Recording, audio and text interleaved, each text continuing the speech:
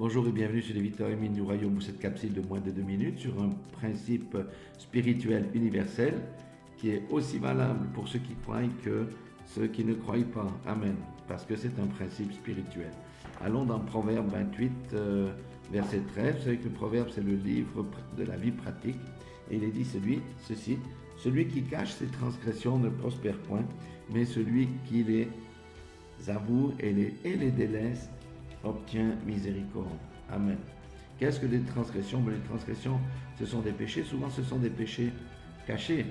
Mais lorsque quelqu'un vit dans le péché caché, il donne un droit légal à l'ennemi, à Satan et à ses démons de venir le tourmenter. Amen.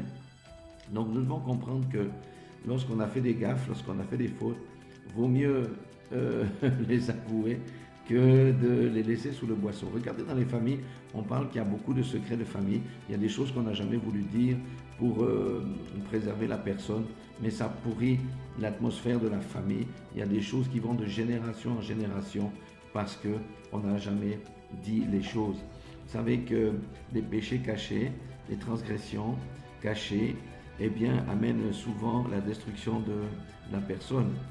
Quand lui n'a pas avoué sa transgression, il a eu une vie de malédiction. Judas n'a pas avoué sa transgression, ça l'a amené au suicide. Les péchés cachés peuvent amener quelqu'un au suicide. Mais il y a quand même une bonne nouvelle là-dedans, c'est que si nous prenons l'exemple du fils prodigue qui savait qu'il avait fait mal, le Seigneur Jésus nous explique qu'il est retourné vers son Père, il s'est repenti, il a avoué sa faute et son papa l'a rétabli dans son héritage.